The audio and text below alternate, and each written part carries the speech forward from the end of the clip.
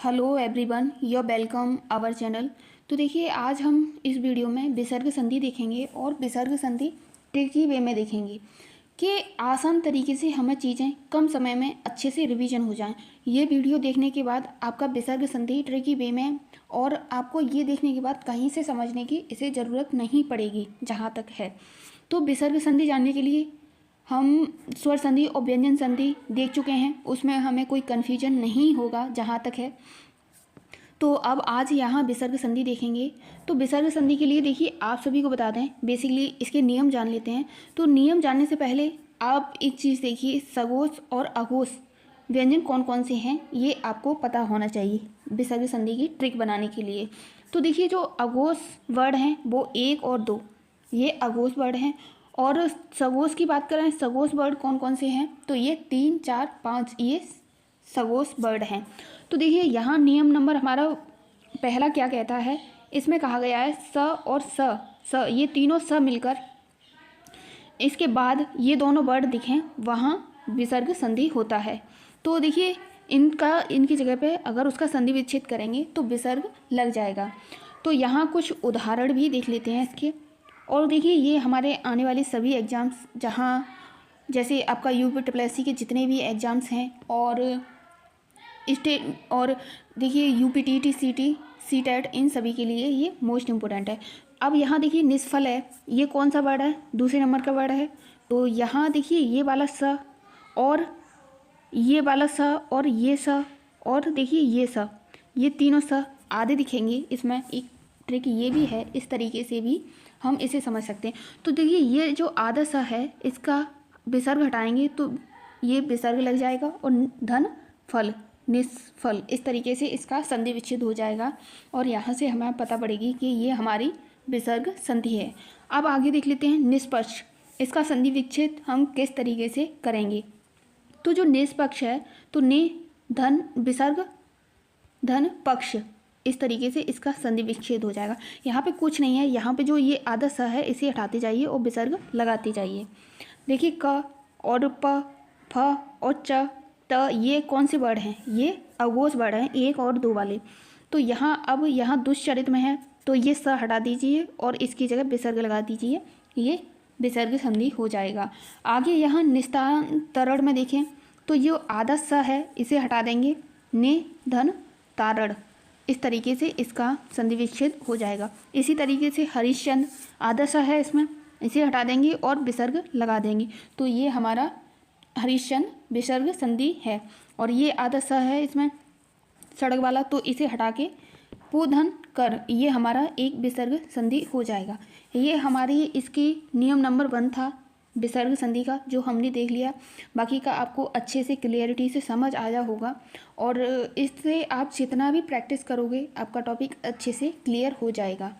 यहाँ हम नियम नंबर 2 में देखें तो देखिए, नियम नंबर 2 में क्या है, आपको ये वाली मात्रा दिखे और उसके साथ सगोश व्यंजन दिखें, 3, 4, 5 ये वाले व्यंजन दिखें, वहाँ हमारी विसर्ग संधि होगी। तो विसर्ग संधि देख लीजिए जानने के लिए। यहाँ देखिए, मनोधन विचार ये है, यहाँ पे देखिए ये न वर्ड आ रहा है, ये हमारा कौन सा है, तो ये 3, 4, 5 में ही है, 3 है, तो इसका हो जाएगा मनः धन विसर्ग विचार, मन विचार, ये मनोविचार, इसका संधि विच्छेद होगा इस तरीके से, और ये हमारा विसर्ग संधि है। अब आगे देख लेते हैं मनोविज्ञान। मनोविज्ञान का संधि विच्छेद क्या होगा, तो देखिए, मनोविज्ञान का जो संधि विच्छेद होगा, मनः धन विज्ञान, ये मनोविज्ञान का संधि विच्छेद होगा। तो ये आप जो मात्रा देख रहे हो इसे हटाते जाइए और विसर्ग लगाते जाइए। यहाँ भी हम ये हटा देंगे और विसर्ग लगा देंगे, मनः धन ज, ये हमारा मनोज विसर्ग संधि है।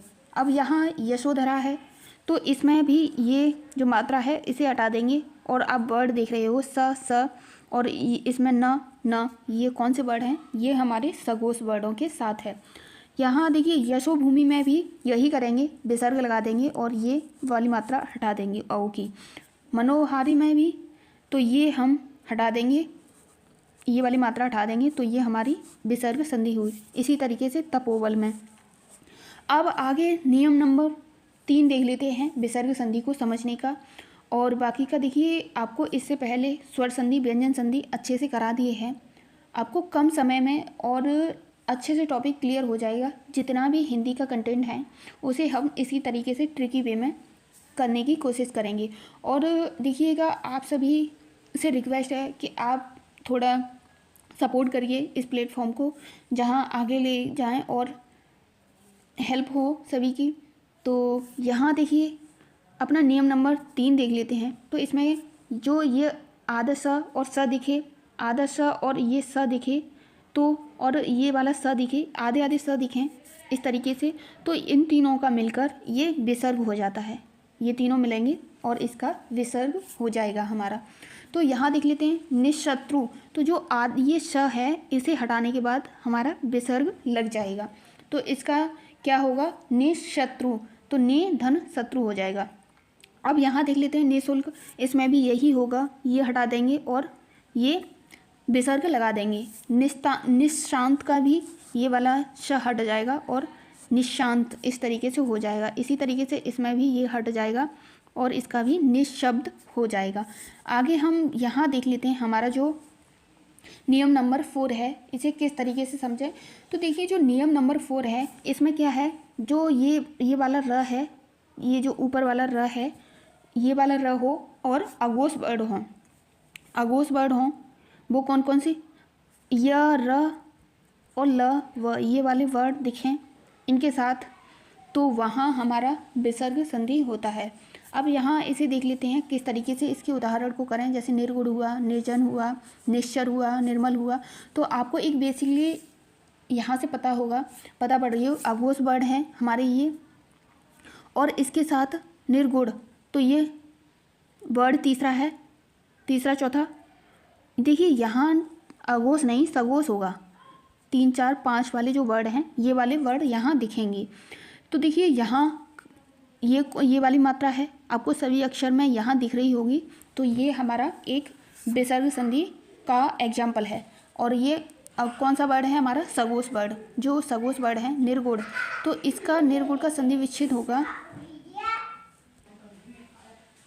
अब यहाँ हम निर्गुण देखेंगे इसका संधि विच्छेद किस तरीके से होगा। तो जो ने है ये और ये वाला र है इसका विसर्ग हो जाएगा।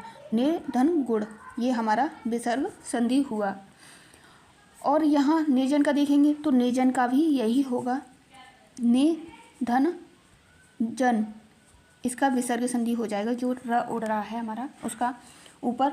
निर्मल, इसका भी इसी तरीके से संधि विच्छेद होगा। दुर्गुण का भी इसी तरीके से हम संधि विच्छेद करेंगे। और निर्दोष का भी, और दुर्दशा, इन सभी का इसी तरीके से होगा। तो ये जो नियम दिए गए हैं आप इन्हें अच्छे से जान लीजिए और समझ लीजिए। बाकी का देखिए आपको कहीं कहीं 1-2 क्वेश्चंस अपवाद में देखने को मिल जाएंगे, तो उसे इतना नहीं लीजिएगा, नहीं तो नहीं। ये ट्रिक 99% आपका काम करेगा। तो यहाँ अब आगे देख लेते हैं जो हमारा नियम नंबर 5 है, इसमें क्या कहा गया है। तो जो नियम नंबर 5 है इसे देखते हैं। इसमें ये वाले वर्ड ई और ऊ, इसकी मात्रा र में बदल जाती है। इसकी मात्रा दोनों की मिलाकर बड़ी ई बड़ा ऊ की, तो ये र हो जाता है। तो यहाँ देखिए नीरव, इसका संधि विच्छेद करेंगे तो किस तरीके से होगा। तो ये जो मात्रा है तो ये हमारी छोटी वाली मात्रा लगेगी, नि धन रव, ये हमारा इसका संधि विच्छेद होगा। इसी तरीके से देखिए यहाँ बड़ी मात्रा है और ये छोटी में कन्वर्ट हो जाएगी हमारी, तो नि धन रस, ये निरस हो जाएगा। इसी तरीके से निरोग, नि धन रोग, ये हमारा ये नियम नंबर 4 हुआ। और देखिए एक और है, जैसे हम प्रातः काल, तो प्रातः काल जो लिखा हुआ होता है यहाँ तो पहले से ही विसर्ग होता है। तो यहाँ बेसिकली नॉर्मली है, आप सभी को पता ही होगा। तो यहाँ हमारी विसर्ग संधि है। और यहाँ देखिए एक और है अतः धन एव। तो देखिए कुछ वर्ड ऐसे होते हैं वहाँ अपने आप समझ आ जाता है कि कौन सी संधि है। बाकी का देखिए जो यहाँ आपको ट्रिक बताए हैं, आप इसे जितना भी प्रैक्टिस करोगे, ज़्यादा से ज़्यादा प्रैक्टिस करते रहिए और अच्छे से समझ आ जाएगा। और 1-2 बार खुद से प्रैक्टिस करके देख लीजिए। और बाकी का आपकी कोई क्वेरी हो तो कमेंट बॉक्स में बताइए। और यहाँ तक हम संधियाँ हमारी कंप्लीट हो चुकी हैं। अब आगे नेक्स्ट टॉपिक देखेंगे जो जो टॉपिक हैं सभी हम हिंदी के इसी डिजिटल वे में कवर अप कर लेंगे। तो आज के लिए बस इतना ही। Thanks for watching this video.